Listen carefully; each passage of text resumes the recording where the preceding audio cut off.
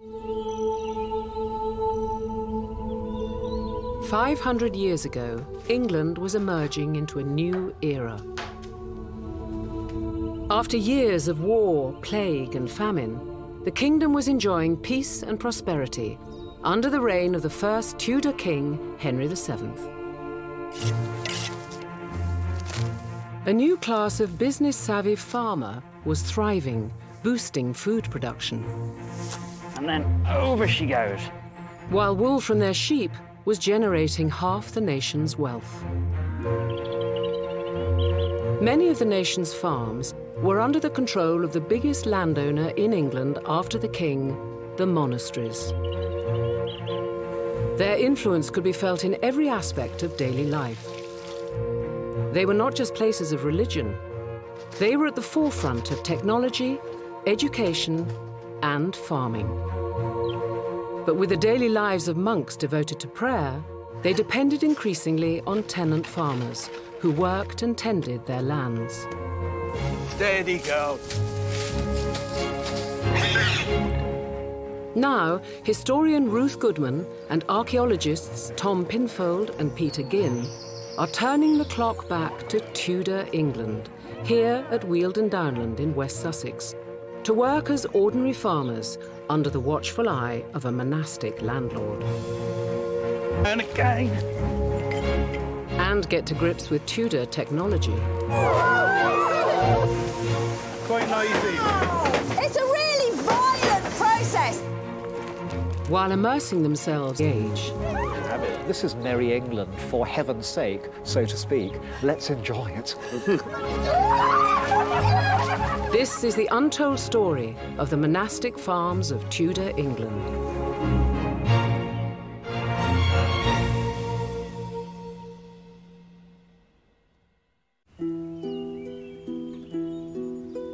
In 1500, England was at a crossroads.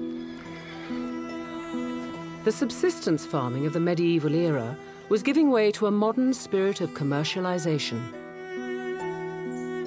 A world dominated by the church and the rhythm of farming was now opening up to a new force, money. As great landowners, the monasteries had capitalized on their land and their tenants for centuries, controlling everything from crop production to new technologies and trading relationships with merchants.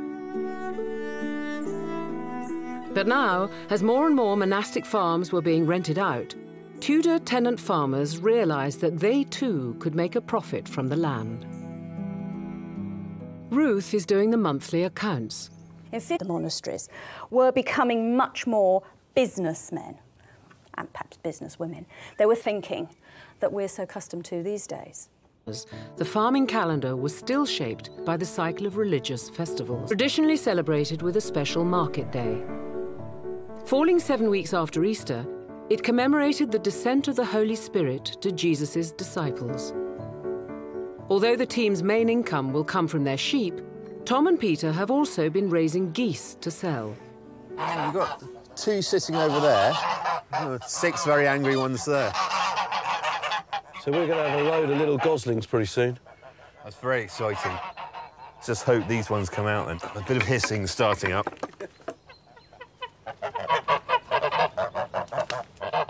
Look pretty good condition, those ones, don't they? This is when it gets exciting, though.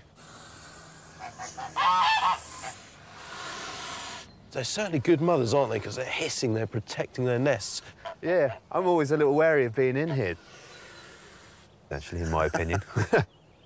Most rural households, including monastic ones, kept geese for their eggs, meat, and fat, which was used in medicine. Back in the Tudor times, good source of revenue. Exactly, and we are here to make money. We've got a Whitsun fair coming up, so it might be nice to take a couple of our geese to market, especially since we've got little goslings coming on. In 1500, the farming landscape was very different. Common lands had not yet been enclosed, and farmers had the right to graze their animals on lush upland pastures, kept fresh and green by the wet climate.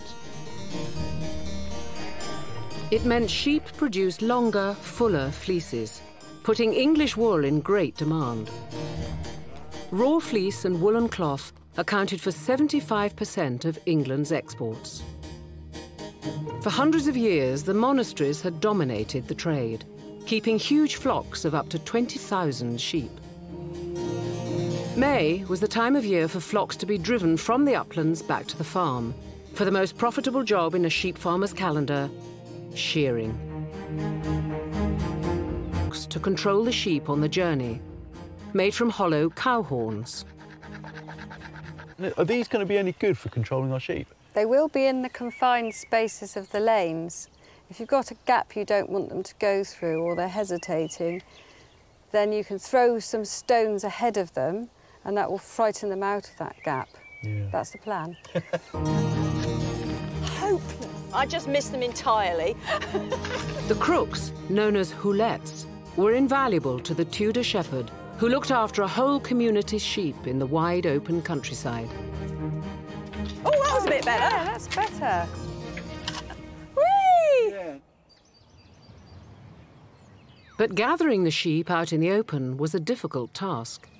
In addition to the crooks, the team have enlisted the help of Bess and her owner, Hugh Emerson, to drive the flock back to the farm. Sheep naturally flock together. Right. So that's an essential characteristic of sheep. There are only really 3 commands. Go left, go right, and stop. If you've got those 3 commands, your dog will work sheep. Walk on. Go on, Bess. Go on, Bess. We're getting them moving. Bess is a bearded collie, a traditional sheepdog. Bess, this way. Bess, here to me. Down to the ground, can't you? She's tracking them. Yeah. She tracks them. Bessie. They don't seem too spooked at the moment. Bess, this way. Bess, here to me. Go on, Bess. Go on, Bess. Walk on. Worth their weight in gold, eh? Once out of the field, the team need to get the sheep down the lane and back to the farm. Hey! They're off.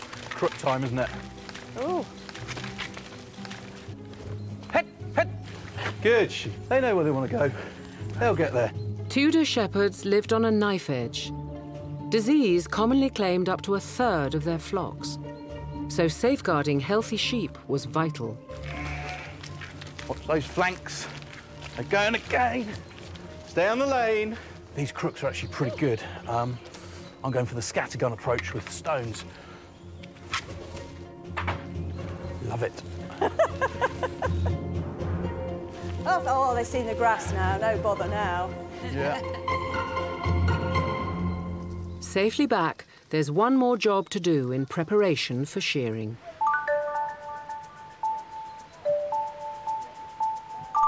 Because sheep were so valuable, the farming manuals of the day had plenty of advice on how to rear them. To secure a good price, it was recommended that sheep must be well washed before their fleeces were removed. Yeah. Who's going in first? You, me, or the sheep? Normally, sheep would have been washed by swimming in deep water, but the pond on the farm is shallow, so the team have decided to wash them by hand. Sheep seems happy. She coming up clean? No. No, not really compared to before, to be honest. We want to get all the dirt out of the fleece. Not just so you've got a nice clean fleece at the end, but also if the shears come across anything, it will blunten them. But things aren't going quite to plan.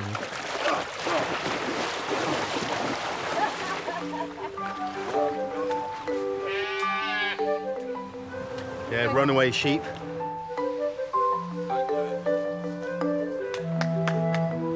It's going back. The Peter's just driving around to the other side of the pond.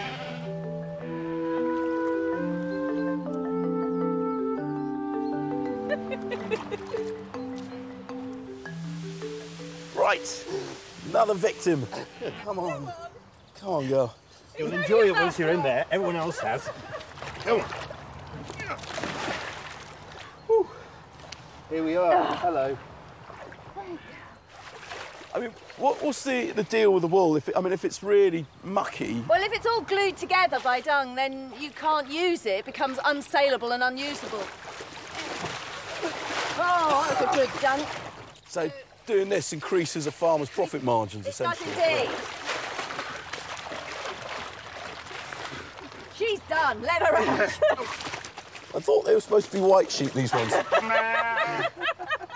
I know they look dirty on the outside, but if we've managed to get the dung off from underneath and out in the matting, a bit of surface silt might not be that bad. Yes. I don't know how efficient we're being, but we're definitely quicker. Apart from naughty sheep, we did quite well. Yeah. It sort of worked, didn't it? I'll be honest, I thought it was great fun. The sheep will need to dry out thoroughly in the sun over the coming week before they can be sheared.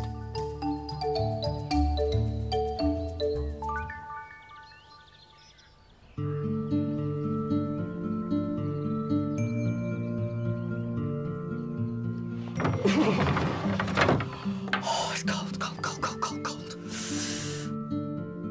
In Tudor England, religion formed part of the ebb and flow of everyday life.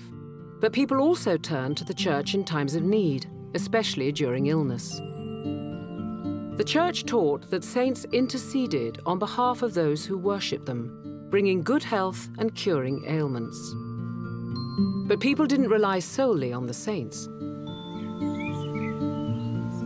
There was also a firm tradition of turning to nature to produce cures. Unfortunately, I've got a summer cold, and it's starting to get into my throat. So I'm going to try and find myself a remedy. And in a Tudor garden, we've got a number of plants that I can use. We have ground ivy. They called ale hoof, partly because it looks like a hoof. And the leaves are also used to flavour ale hoof. Ale hoof is rich in vitamin C, perfect for treating a cold. Very interesting concept, the idea of edible weeds, and essentially this is one of them. Peter adds honey to the ale hoof. Back in Tudor times, it was always honey, because sugar is so exotic, it's so expensive, it's got so far to travel. So I'm just going to add a bit of hot water here. And you know what they say, what doesn't kill you.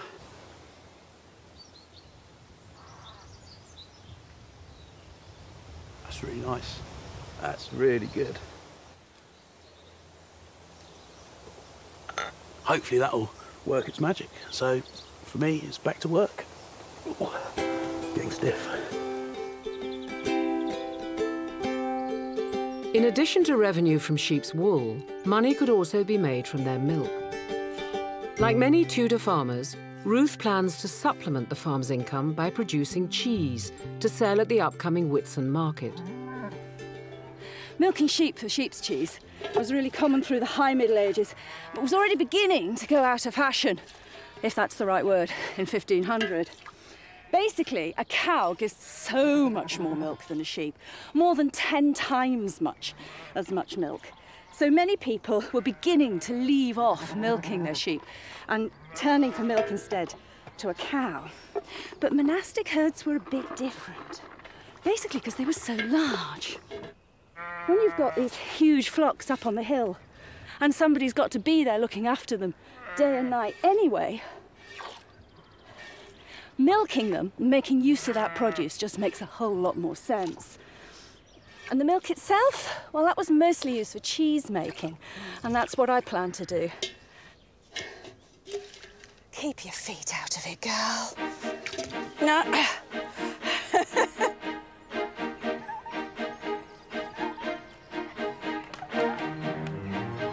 To guarantee a good return on their wool, the fleeces will need to be of impeccable quality. To help protect them during the shearing process, Peter is making a special Tudor contraption, a shearing bench, made distinctive by the unusual shape of its seat. They look a little something like this. It's kind of bottle-shaped. So you've got these curves, and then there's slats in between. And this whole bench, it's going to keep the sheep off the ground. It's going to keep the wool clean. This bit is where the sheep's going to go, and this bit is where you're going to sit. Now, the bit I'm trying to do at the moment, and I think the really hard bit, are these outside edges. I'm going to try and steam bend 2 pieces of hazel. And I've never steam bent a piece of wood in my life, so it'll be interesting to see how it goes. I know the theory. Peter's first task is to dig a pit in which to steam the wood. It looks disturbingly like a grave at the moment, but I think it's just the right size. It'll contain a fire to generate enough heat to turn the water into steam. These stones are going to act as a radiator. They're going to retain the heat of the fire. I'm then going to cover them with wet straw and wet grass, into which I will put the piece of wood that I want to bend. And the heat from those stones, that will heat up the moisture in that grass, and that will turn into steam and force itself into the wood.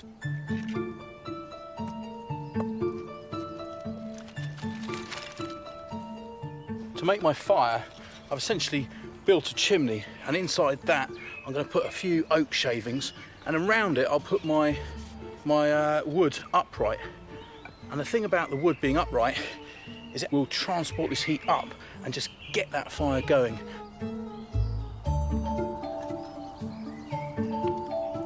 Relatively more successful than I thought it would be.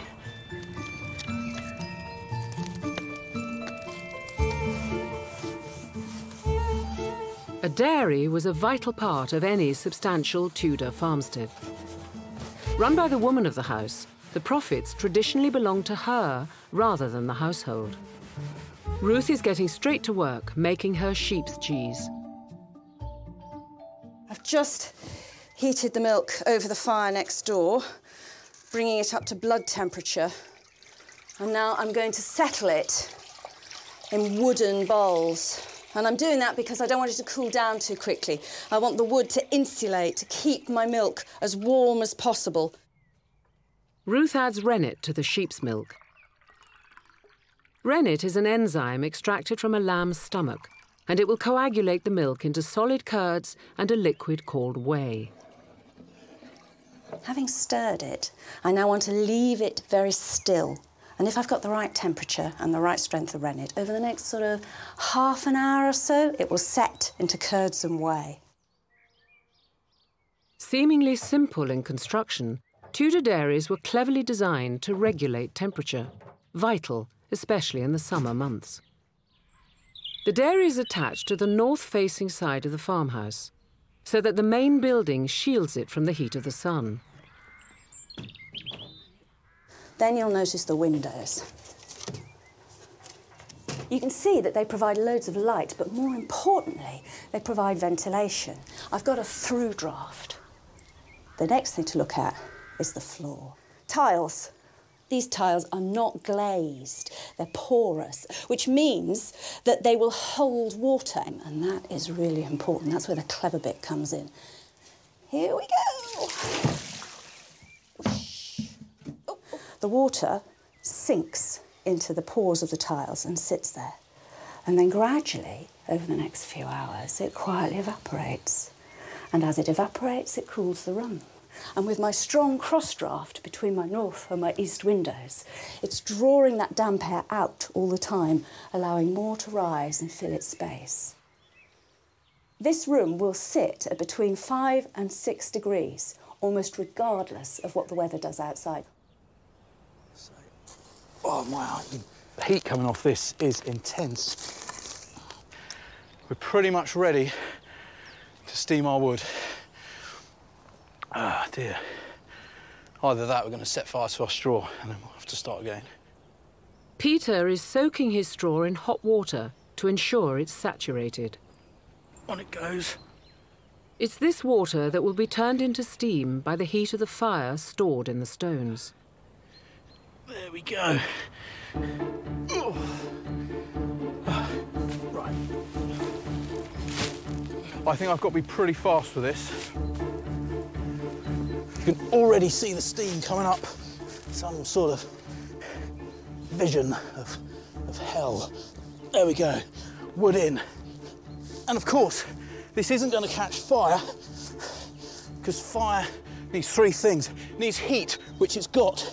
It needs fuel, which I'm giving it. But it needs oxygen, which I'm about to take away.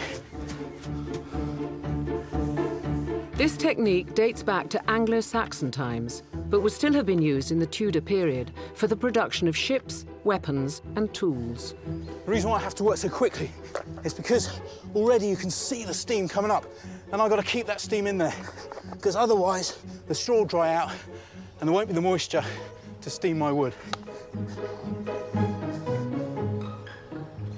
Every inch of the wood's diameter needs an hour of steaming. For the next 2 hours, all Peter can do is wait. OK, oh, that's a good set. After sitting for half a day, Ruth's milk has transformed. Really pleased. They've all set beautifully. So now I have to start separating out the whey from the curd. You can see little bits of it are already here, this very pale greeny yellow liquid. That's the whey. And the next stage now is to cut it and to try and drain some of that whey out. In later centuries, you'd use, fancy knives to make perfect cubes of curd. In 1500, you use these.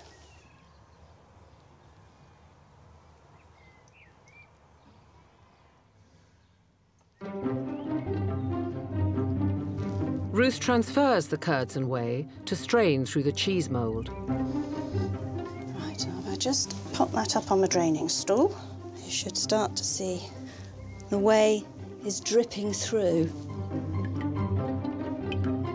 Once all the whey has drained, Ruth can salt the cheese and start pressing it. Hopefully, this has had enough steaming time. Off it comes. Oh, look, you can still see a bit of steam there. That's a good sign. Right, let's just get it in here. Yeah, and there it goes. That is pretty hot, actually. And there we go, we've got our 2 sides of our shearing bench. Brilliant. Tom is also preparing for the upcoming shearing. He's using a Tudor recipe to make a sheep first aid kit.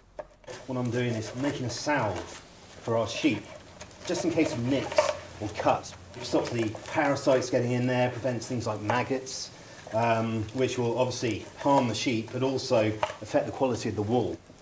Normally, shearers would use tar to seal any wounds, but Tom is making a budget alternative.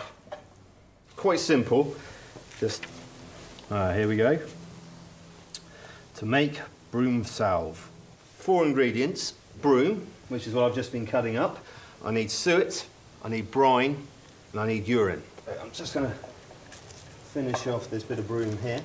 Most parts of the broom plant have a medicinal use, for everything from curing a hangover to clearing the skin of parasites.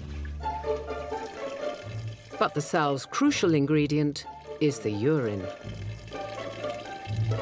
And the reason the urine works well, if you leave it 3 weeks, it reacts with the air, creating ammonia.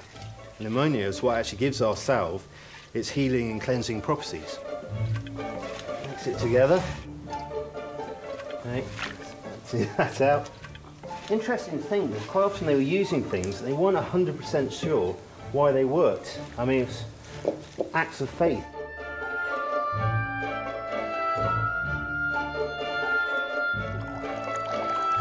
The mixture will solidify as it cools. Got with me in this, and hopefully it works. So this one now has had a full press on both sides. It should be ready to come out of its cloths. Let's have a little look. In she comes. What I'm doing now is maturing it, and I need to sort of develop a rind on the cheese, so that's where the salt comes in. From today onwards, I'll wipe it down each day with brine, and then tomorrow, the next one will join it on the shelf. And at the end of the week, there should be 5 or 6 ready for Whitsun market.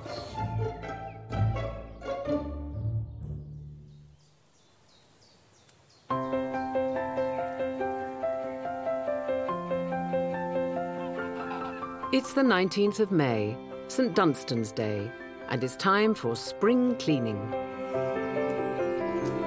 Ruth has made herself a brush from butcher's broom, the same plant Tom used to make his salve.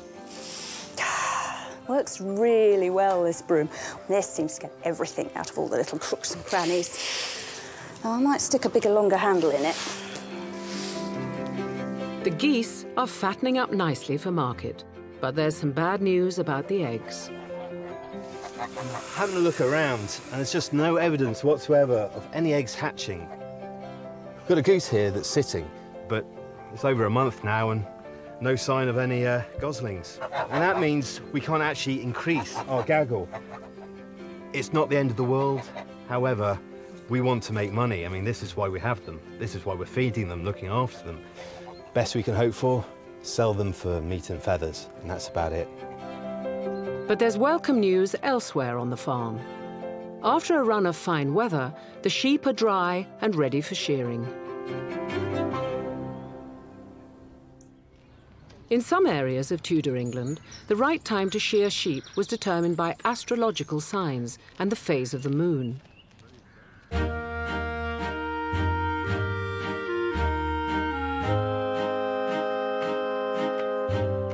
Good girls, come on, nice and steady. That's it. Timing was crucial. Shear too early and the sheep might die of cold. Shear too late and maggots would grow in their overgrown hind parts.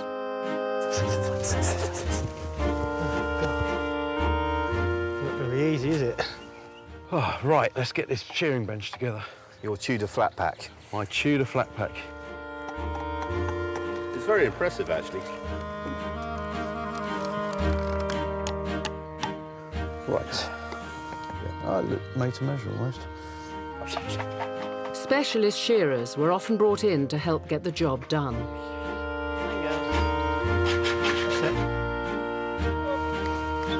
That's it. Brilliant. Right, go and get the hurdle. Ed Noble and Doug Winkfield have come to give Peter and Tom a hand. You got the front end? Got the front end. Ready, 1, 2, 3. Up. And she's down. It's a lovely, rich fleece, and hopefully your shearing bench will be up to the mark. Monastic flocks were sheared using a production line system. First, the most experienced shearers removed the best wool. And that is really this, the flanks. You don't want to go too high to the head, and you don't want this belly wool. The other team will get that off. A second, less skilled team then removed the rest of the fleece. Today, Tom is trying his luck with the best wool. You're right-handed, aren't you? So you want your left hand and your left arm just to pull the skin tight and try and make the blades. You want to kiss the skin. Remember, this is your high-value wool. You want as much of it as possible. And remember, you're trying to do it all in one smooth motion. Some bits come off really easily. Yes. These blades go right through. And if you get it right, you will feel it almost fly through the wool. That's it. Is that far enough? You're probably going just a little high. Can you see you're a bit higher than me? Remember, this is your high-value wool. You want as much of it as possible. Just get it down as close to the skin as you can. You're doing really well. No, you are, really. Well, I've got a slight cut here. I'm going to apply some salve to cover that up. Obviously, we don't want maggots and stuff getting in. No, that's it. Brilliant. Right, well, I think we're about done on this side. Shall we turn her? That sounds interesting. And if you bring her up here, I will have a go at shearing a bit of her. Sat down, as they would have done. If you get that other leg, that's it. Onto her back to start with. 1, 2, 3. And then over she goes. Still lively, isn't she? Yes, yes. Shearing benches were designed to protect the wool, but also to save the shepherd's back while shearing hundreds of sheep, only going out of fashion with the advent of machine clippers in the 19th century. Actually, this is quite comfy. It's well made. It's quite sturdy, isn't it? Yeah. It's coming off quite well. This method of shearing was the first stage of quality control, keeping the good wool separate from the scraps. We are. Go, go. Come on. Let's grab another one. Why not?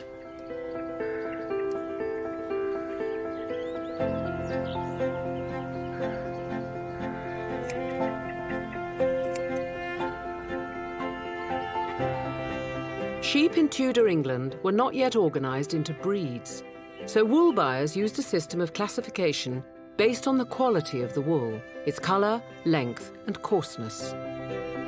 Claire is helping Ruth select the best wool to be sold.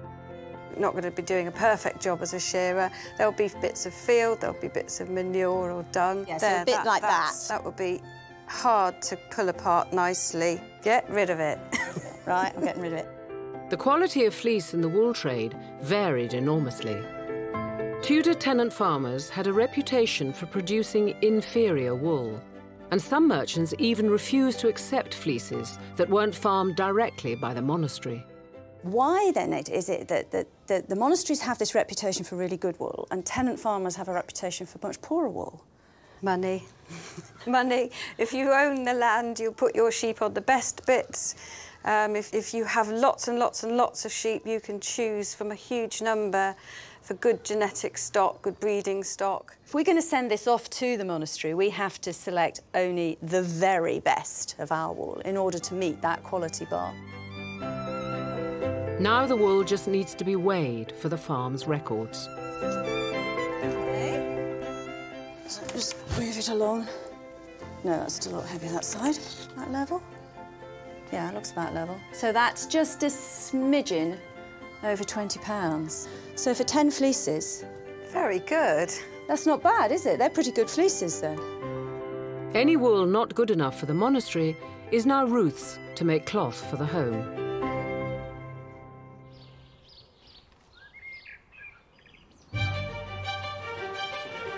Peter and Tom are ready to take their wool to the monastery. As dominant players in the industry, the monasteries had strong relationships with the merchants, and the boys will need to strike a good deal.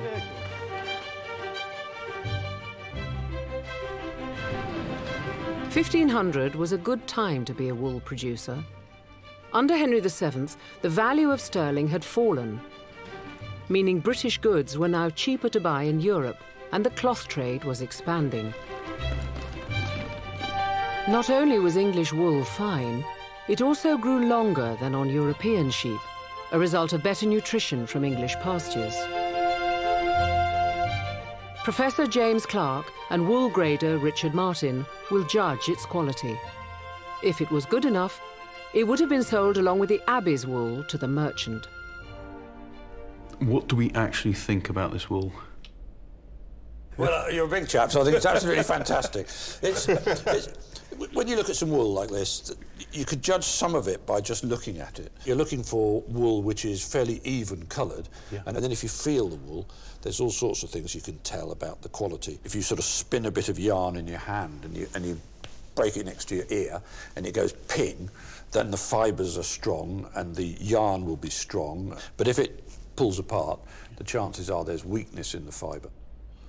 What would happen to it now? The monastery, of course, is going to look after its own interest, and they are concerned to manage their brand image. They want to collaborate with their tenants, but only if they hold to that quality threshold. If so, then we will include it in the deal that we do with the merchant. And if you produce something that is substandard, we certainly will overlook you. We could end up with absolutely nothing, all that work. Yeah. With wool prices fluctuating constantly, farmers would often delay selling, gambling on when they would get the best price.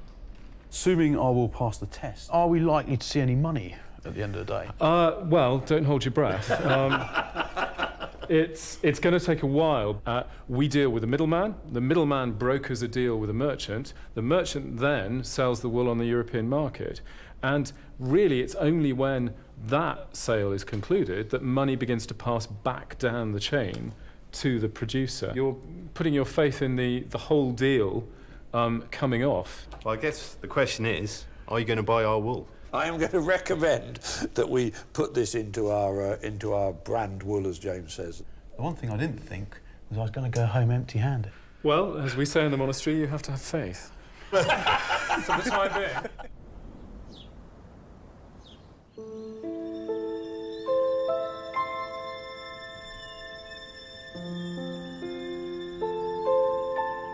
Faith wasn't just part of business transactions. Religion was a thread that ran through everyday life. Contributions to the church on the main holy days of the year were obligatory and took many forms. It's just coming up to the Feast of Pentecost, or Whitsun, one of the many religious festivals that punctuated the year. And part of the celebrations, live dove is released in the church, or in some parishes, a mechanical dove.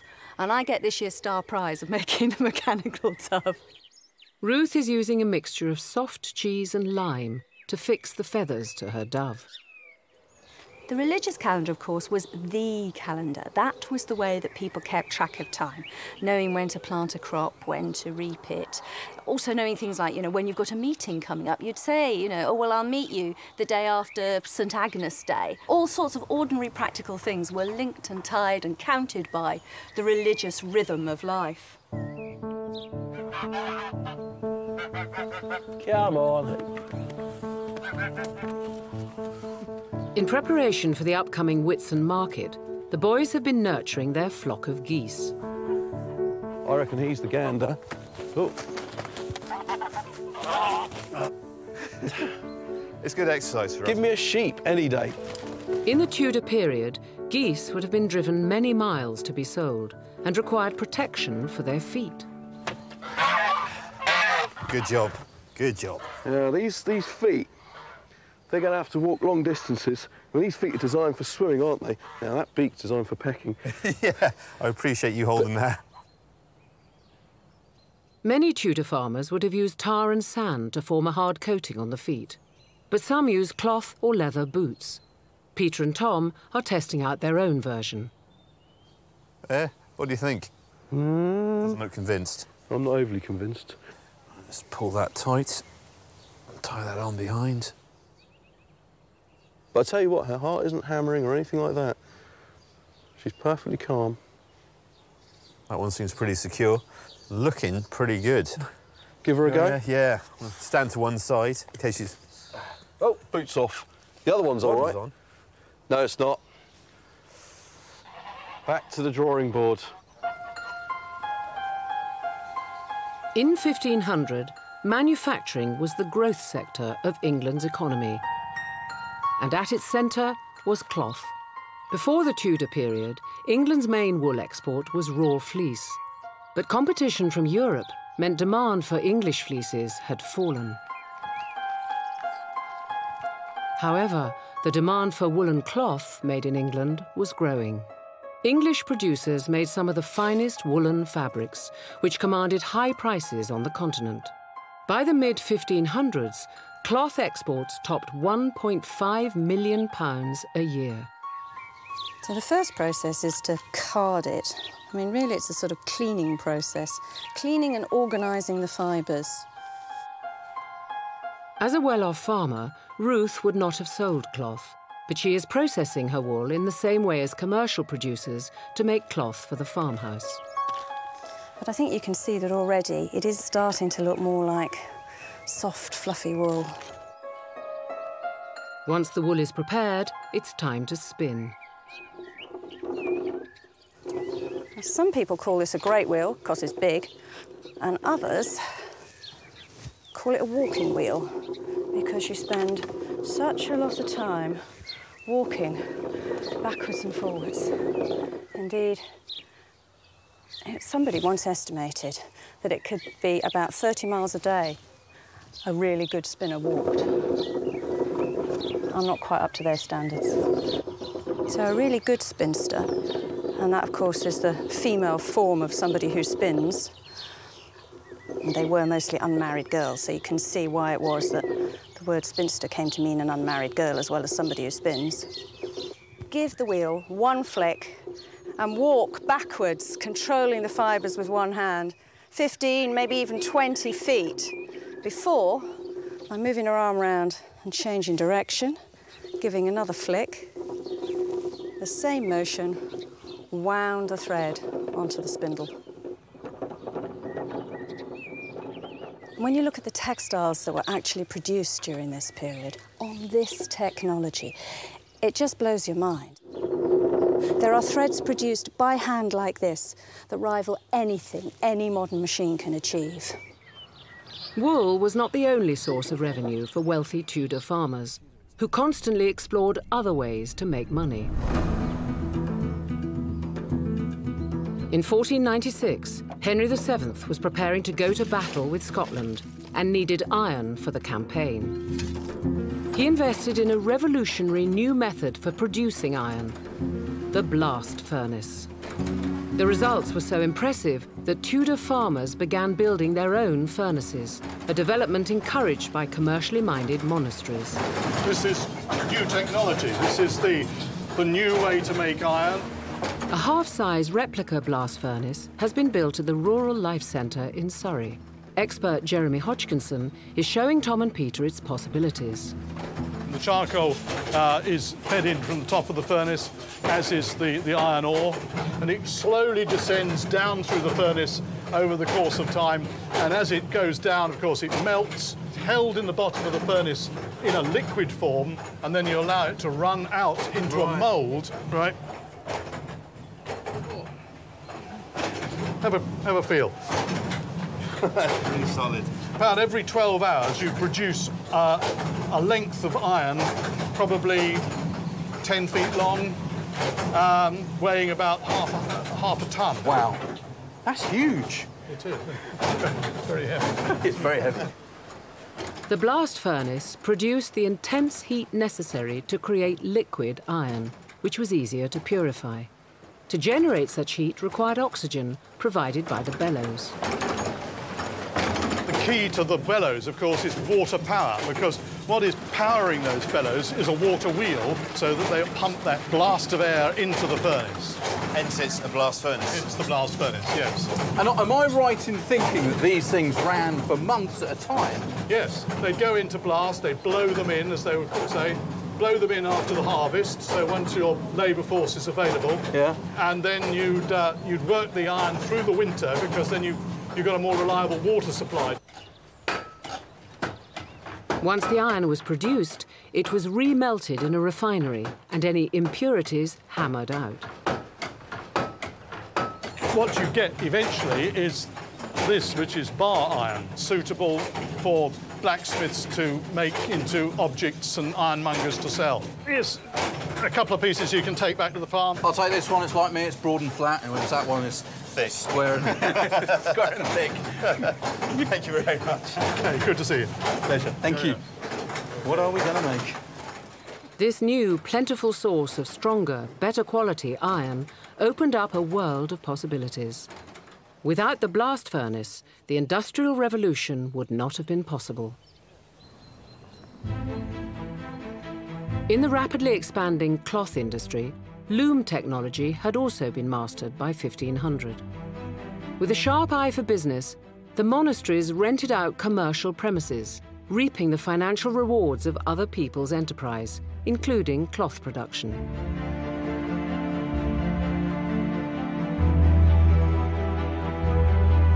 Ruth has brought her wool to weaver Diane Wood.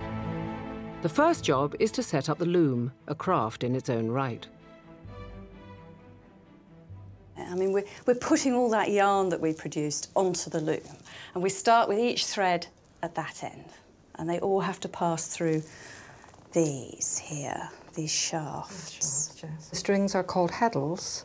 They have got two important knots here in the centre, and the knots create a lovely little eye through which every thread goes, and the threads go one thread through one heddle. Yes. So if we could take that thread there, that comes through. That comes through to shaft this. number 1.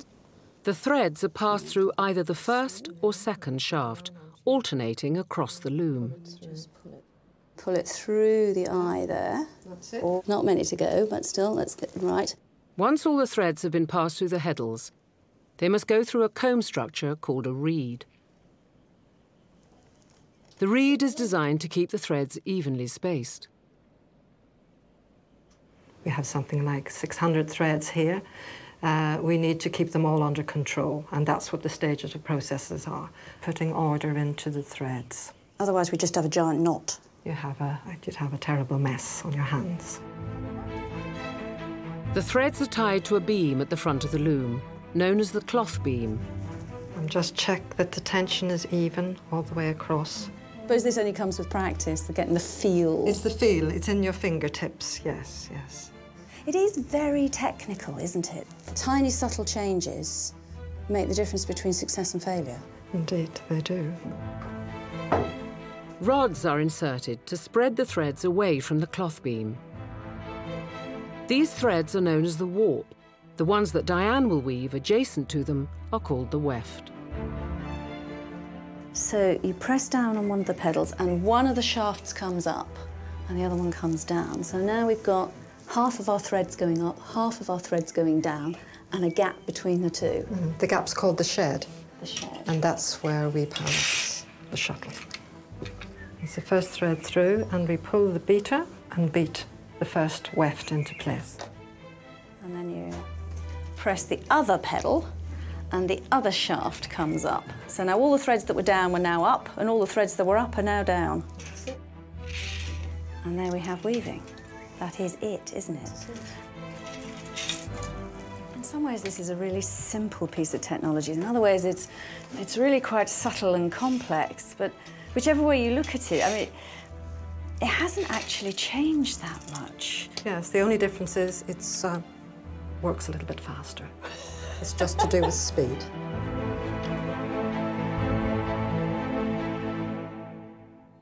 With the cloth finished, Ruth needs to take it to the monastic mill for a finishing process known as fulling. The monasteries had invested heavily in watermill technology, and for cloth production, the fulling mill represents the first transition from a domestic craft to a factory industry. Miller, Dowie Jones, is in charge of operating the machinery. So this needs fulling. What exactly is it the fulling does? Right, and what will happen now, if we were to go outside and hold this to the light, you see the light coming through the cloth after fulling. What happens, the cloth will tighten down and there'll be no light coming through. When it fats it up, it gives a nice softer effect to it. So we're changing something that looks almost like sacking into something that looks like this? Probably over time, yeah, we'll change into that. And we do it by bashing it with hammers? These two hammers here will do the work for us. Just make sure we don't get our hands caught. It's like this effect, up and down. It'll be quite noisy, so it's quiet at the moment. When the water will be running through and the hammers go, and it'll be quite noisy. A water wheel is used to power the stocks. Ruth has soaked her cloth in stale urine. Full of ammonium salts, the urine will clean and whiten the cloth. OK, ready? Out. Woo!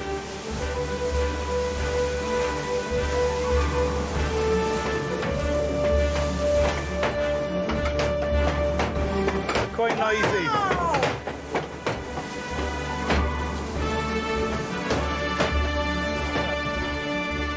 It's a really violent process, isn't it? So, I mean, having put so much work into spinning and weaving that cloth, this is a bit terrifying, frankly. It is a bit, but the end result will be nice. It's worth the effort.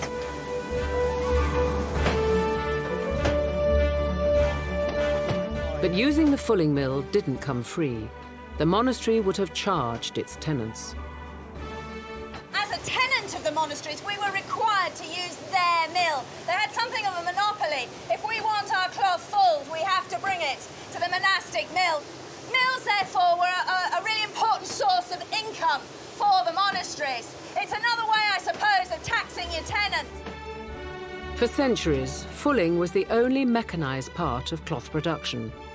Wool would go on being carded and spun by hand until the 18th century.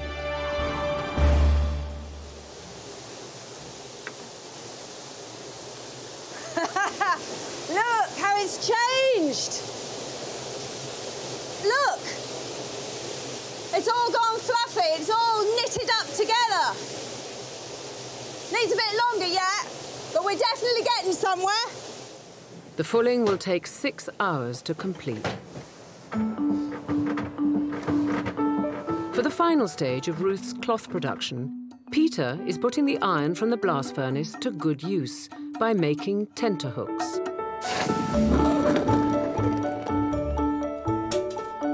The hooks are attached to a frame for the fulled cloth to be stretched across. You stretch it out on the tenterhooks, get it under tension, which obviously is where, you know, why we say that somebody's on tenterhooks if they're feeling really highly strung, because that's exactly what I'm going to do to the cloth. Stretching the cloth after fulling is one of the most important parts of the manufacturing process. If you don't stretch it, you end up with a sort of rumpled effect on the cloth. It never lies flat, it always sort of lies puckered. You also find that you can't abide by the law. Legally, if you're going to sell the cloth, you've got to be able to produce a perfect product, a consistent product. So if your cloth shrank too much, it would be unsaleable unless you could stretch it back out to the prescribed legal length and legal width. The cloth is stretched under the weight of rocks. Nice and taut. And when it's dry, it'll have set square.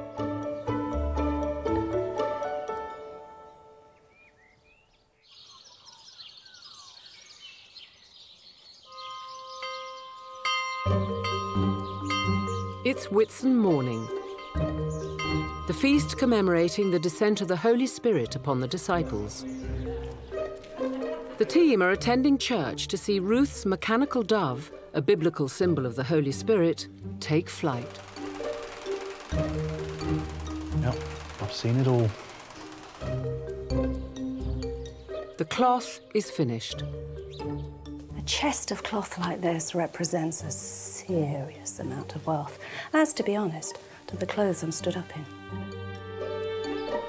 Ruth has loaded up her cheese. The boys have finally got the shoes on their geese, and they're off to Whitsun Market. Come on. Come on. I've heard you to market.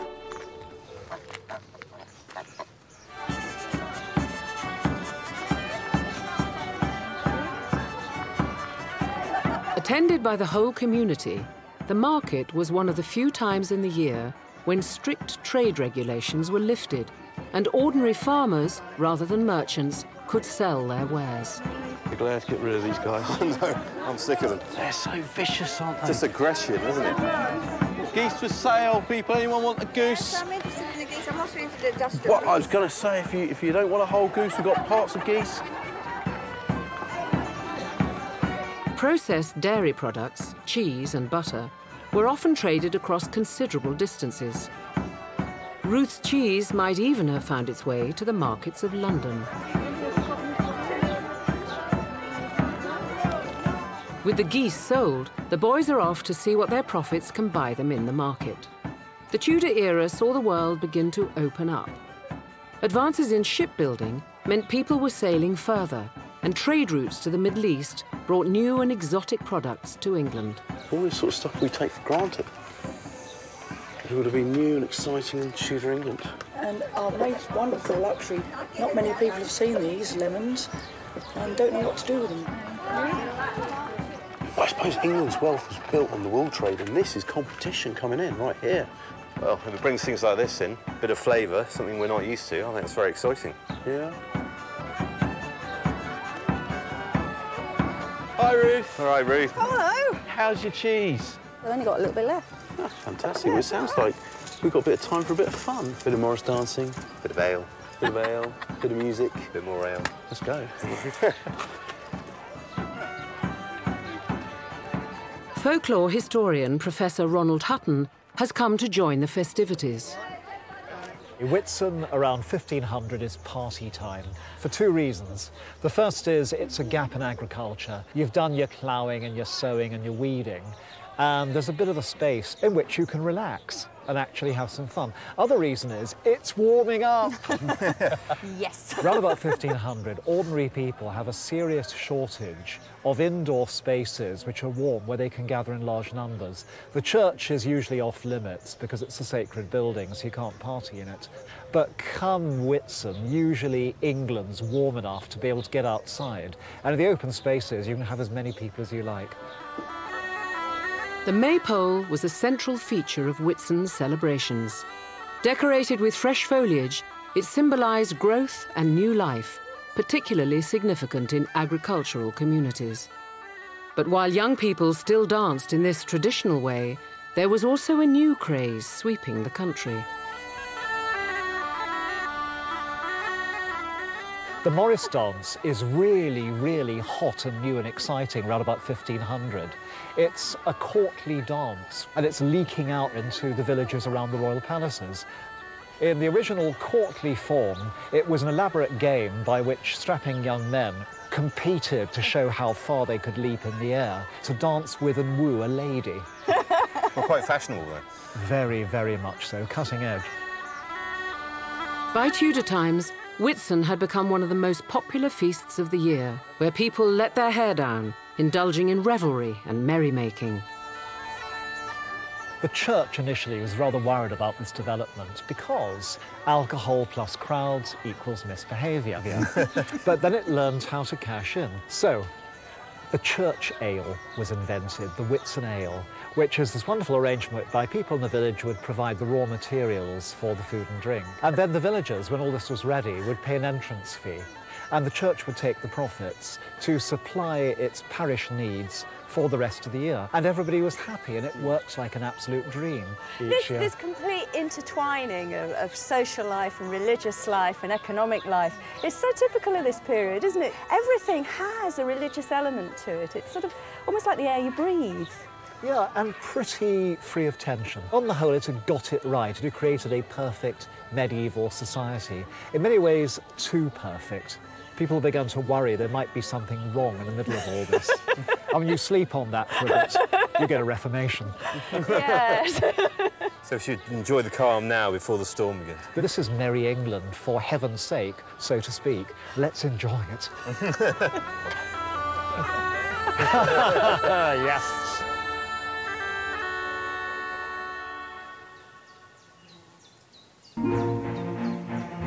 Next time on Tudor Monastery Farm, the team learn about the rhythm of life. Little ones are ready to go, get the boar in, get them pregnant, carry on. What sustained people. I'm looking forward to this. It's going to be a proper treat. That is fantastic, that. And how to celebrate summer.